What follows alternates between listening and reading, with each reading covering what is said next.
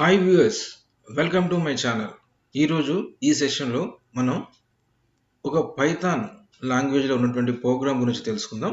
ఆ ప్రోగ్రామ్ యొక్క ఎయిమ్ ఏంటంటే కీబోర్డ్ ద్వారా ఒక స్ట్రింగ్ని అంటే గ్రూప్ ఆఫ్ క్యారెక్టర్స్ని యాక్సెప్ట్ చేసి ఆ స్ట్రింగ్ని రివర్స్ ఆర్డర్లో డిస్ప్లే చేయడం అంటే ప్రింట్ చేయడం. దీనికి సంబంధించి పైథాన్ కోడ్ ఎలా ఉంటుంది, దాన్ని ఎగ్జిక్యూషన్ చేసే విధానం ఇప్పుడు చూద్దాం.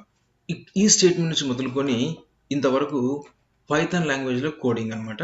ఇక్కడ నేను ఇటరేషన్స్ ఎలా జరుగుతున్నాయని చెప్పేసి మీకోసం రాశాను. తర్వాత ఇక్కడ అవుట్పుట్ రాశాను. అవుట్పుట్ చూడండి, ఎంటర్ ఎ స్ట్రింగ్ అని మీకు డిస్ప్లే అయినప్పుడు అవుట్పుట్ పేజ్ పైన లక్కీ అని నేను ఎంటర్ చేశాను. లక్కీ ఎంటర్ చేసినప్పుడు మీకు అవుట్పుట్ ఎలా వచ్చింది చూడండి, ద ఒరిజినల్ స్ట్రింగ్ ఈజ్ అని లక్కీ అని వచ్చింది. తర్వాత ద రివర్స్ స్ట్రింగ్ ఈజ్ అని ఈ లక్కీ అనే వర్డ్ యొక్క క్యారెక్టర్స్ అన్ని కూడా రివర్స్ అయిపోయి మీకు వచ్చాయి. సో ఇలా మనము ఒక వర్డ్ కానీ లేదా గ్రూప్ ఆఫ్ క్యారెక్టర్స్ కానీ అండ్ ఇంక్లూడింగ్ స్పేస్ అనమాట మీరు ఇన్పుట్ చేసినప్పుడు ముందుగా ఆ ఒరిజినల్ స్ట్రింగ్ ఏదైతే మనం ఎంటర్ చేసామో అది డిస్ప్లే అవుతుంది. దాని తర్వాత ఆ ఎంటర్ చేసినటువంటి గ్రూప్ ఆఫ్ క్యారెక్టర్స్ కానీ లేదా వర్డ్ కానీ రివర్స్ ఆర్డర్లో ప్రింట్ అవుతుంది అనమాట. దీనికోసం అనేది ఇది ప్రోగ్రామ్ రాసాము. ఇలా చూడండి, ఇక్కడ ముందుగా నేను డిఈఎఫ్ అని రాశాను. ఇది కీవర్డ్. ఈ కీవర్డ్ ద్వారా మనం ఏం చేయొచ్చు, ఒక ఫంక్షన్ని డిఫైన్ చేయొచ్చు. నేను ఒక ఫంక్షన్ డిఫైన్ చేశాను. ఇక్కడ ఆ ఫంక్షన్ నేమ్ వచ్చేసి rev_st. rev అనేది రివర్స్ కోసం నేను యూజ్ చేశాను వర్డ్ rev అని. తర్వాత అండర్ స్కోర్ పెట్టాను. st అంటే స్ట్రింగ్ అని నేను షార్ట్ ఫామ్లో తీసుకున్నాను. ఇది యూజర్ డిఫైన్డ్ ఫంక్షన్ నేమ్ అంటాం. అంటే ప్రోగ్రామర్ ఎవరైతే రాస్తుంటారో వాళ్ళ యొక్క చాయిసెస్ నేమ్ని ఇక్కడ రాస్తారనమాట. ఒక పారామీటర్ స్ట్రింగ్ పారామీటర్ st తీసుకున్నాను నేను ఇక్కడ. తర్వాత బ్రాకెట్ క్లోజ్ చేసి కాలన్ పెట్టాం. సో ఈ విధంగా మనం సింటాక్స్ ఒక ఫంక్షన్ క్రియేట్ చేయాలి అంటే ఈ విధమైన సింటాక్స్ మీరు యూజ్ చేయాలి. తర్వాత స్టేట్మెంట్ తీసుకున్నట్టుగా st equal to null character, ఏమి క్యారెక్టర్స్ ఏమి లేకుండా స్పేస్ లేకుండా st1 అనే దానికి అసైన్ చేసాం. తర్వాత ఫర్ లూప్ తీసుకున్నాను. దాని తర్వాత ఫర్ లూప్లో ఒక స్టేట్మెంట్ రాసాం. తర్వాత రిటర్న్ st1 అని రాస్తాం.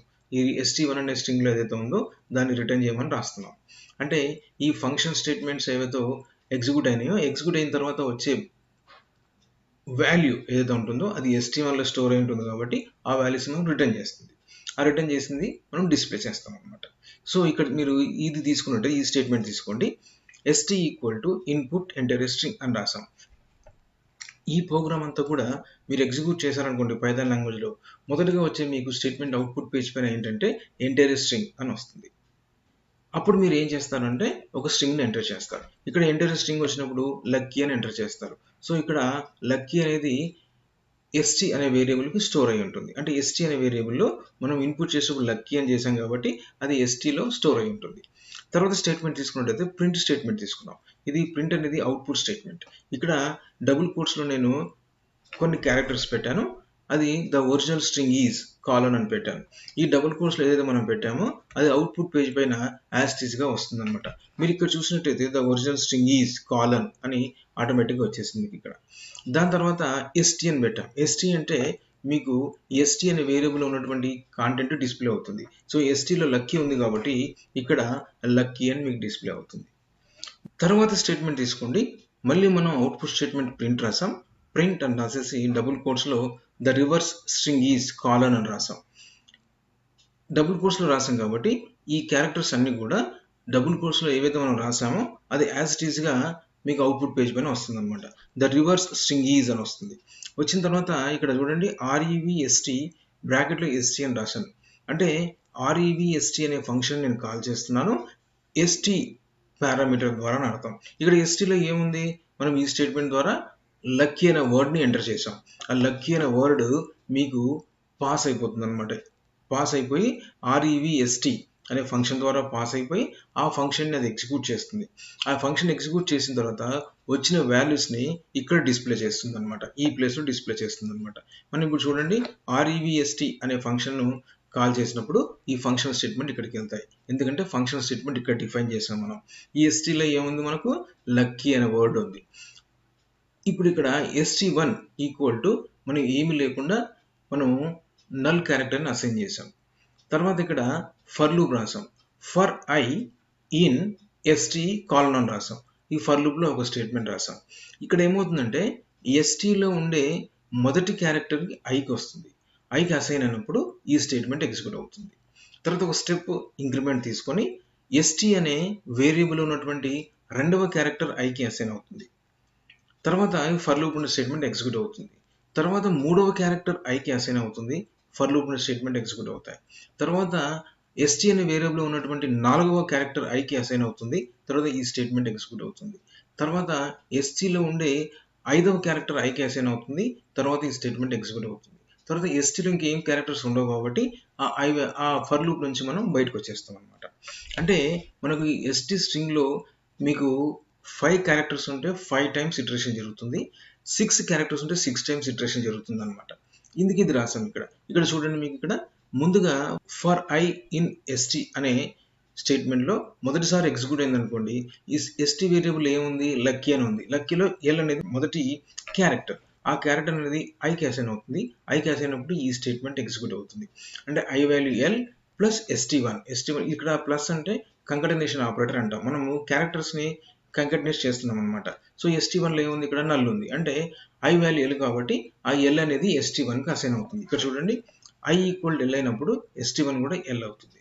తర్వాత ఒక స్టెప్ ఇంక్రిమెంట్ తీసుకున్న తర్వాత ఎస్టీలో ఉన్న రెండవ క్యారెక్టర్ ఐకి అసైన్ అవుతుంది. రెండవ క్యారెక్టర్ ఏముంది, యూ అని ఉంది. యూ ఉంది కాబట్టి ఇక్కడ ఐ వాల్యూ యూ అవుతుంది ప్లస్ ST1. ప్రీవియస్గా ST1 ఏముంది, ఎల్ అని ఉంది. సో ఇక్కడ ఐకి యూ అని అవుతుంది. తర్వాత ఎల్ అనేది ST1 ఉంది కాబట్టి రెండు కలిపి మళ్ళీ ST1లోకి వస్తుంది. రెండు కలపడం అంటే కంకనేట్ చేయడం. అంటే ఇక్కడ ఏమవుతుంది, మీకు యూఎల్ అనేది ST1లో ఉంటుంది అనమాట. దాని తర్వాత ఐ వాల్యూకి సి అనేది అసైన్ అవుతుంది. ఎస్టీలో మూడవ క్యారెక్టర్ సి కాబట్టి ఇక్కడ ఐ వాల్యూ సి అవుతుంది. సి అయినప్పుడు మళ్ళీ ఇది ఎగ్జిక్యూట్ అవుతుంది. So I value C plus UL అనేది మీకు ఎగ్జిక్యూట్ కావాలి. సో సి ప్లస్ యూఎల్ అనేది అంటే సియుఎల్ అనేది ST1లో స్టోర్ అయి ఉంటుంది. తర్వాత క్యారెక్టర్ ఎస్టీలో మీకు కే ఉంటుంది కాబట్టి ఐ వాల్యూకి అసైన్ అవుతుంది. ఐ వాల్యూకి అసైన్ అయినప్పుడు మళ్ళీ ఫర్ లూప్ ఎగ్జిక్యూట్ అవుతుంది.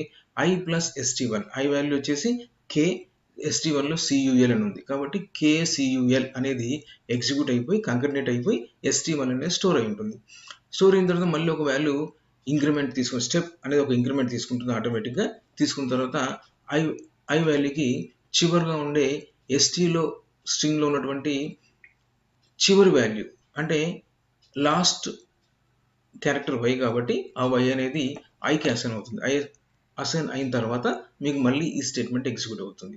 అంటే ఇక్కడ ఐ వాల్యూ వై ప్లస్ ST1లో ఎంత ఉంది, KUL అని ఉంది.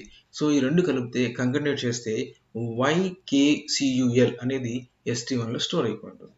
మళ్ళీ ఇక్కడ పైకి వెళ్ళినప్పుడు మీకు స్ట్రింగ్ ఎస్టీలో ఉన్నటువంటి అన్ని క్యారెక్టర్స్ అయిపోయాయి కాబట్టి ఫర్ లూప్ నుంచి మీరు బయటకు వచ్చేస్తారు.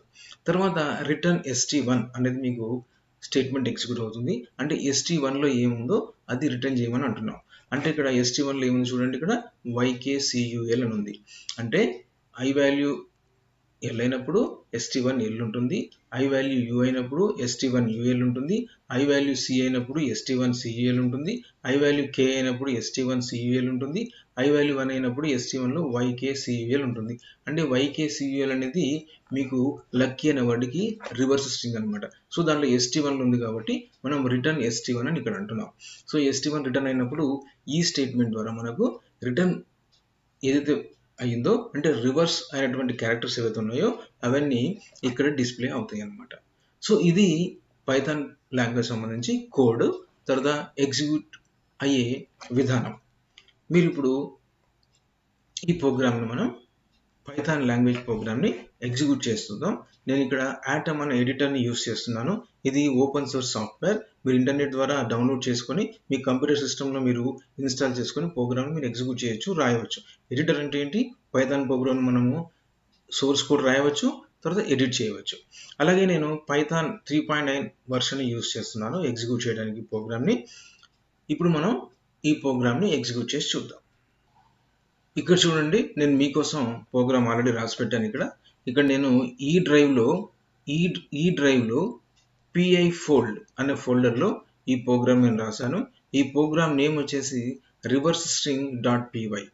సో ఇక్కడ చూడండి, reverse string dot py. py అనేది పైథాన్ ప్రోగ్రామ్కి ఎక్స్టెన్షన్ కాబట్టి నేను py అని రాశాను. సో నేను ఈ అనే డ్రైవ్లో PY ఫోల్డ్ అనే ఫోల్డర్లో నేను ఈ ప్రోగ్రామ్ని రాశాను.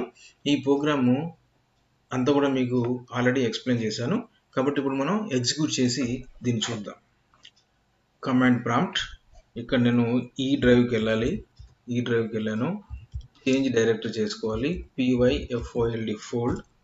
తర్వాత నేను ఇక్కడ ఎగ్జిక్యూట్ చేసిన పైథాన్ కాబట్టి Python reverse reverse string dot py, ఇది ఫైల్ నేమ్. నేను ఎంటర్ ఇస్తాను. చూడండి, ఎంటర్ స్ట్రింగ్ అని వచ్చింది. సో lucky లక్కీ అని ఎంటర్ చేశాను. చూసారా అవుట్పుట్ ఎలా వచ్చిందో. ఇప్పుడు ఇంకొక స్ట్రింగ్ ఇద్దాం, Python reverse reverse string dot py. ఇక్కడ స్ట్రింగ్ వచ్చేసి ఆన్లైన్ లెర్నింగ్ అని ఇచ్చాను. ఇక్కడ స్పేస్ కూడా ఇచ్చాము మనం. చూసారా, ఒరిజినల్ స్ట్రింగ్ వచ్చేసి ఆన్లైన్ లెర్నింగ్, రివర్స్ స్ట్రింగ్ వచ్చేసి ఎలా వచ్చిందో ఇక్కడ నుంచి ఇలా రివర్స్ వచ్చేసింది అనమాట. సో ఈ విధంగా మీరు ప్రోగ్రామ్ని ఎగ్జిక్యూట్ చేసుకొని చూసుకోవాలి. ఒక స్ట్రింగ్ని కీబోర్డ్ ద్వారా ఎలా యాక్సెప్ట్ చేయాలి, తర్వాత ఆ స్ట్రింగ్ని ఎలా రివర్స్ ఆర్డర్లో డిస్ప్లే చేయాలి అనేది మీకు అర్థమైందని నేను అనుకుంటున్నాను. ఏదైనా డౌట్స్ ఉంటే మీరు నా ఈమెయిల్ ఐడి gdrcstut@gmail.comకి మీరు మీ క్వరీస్ని పంపవచ్చు. అలాగే నా ఛానల్ని మీరు సబ్స్క్రైబ్ చేయండి.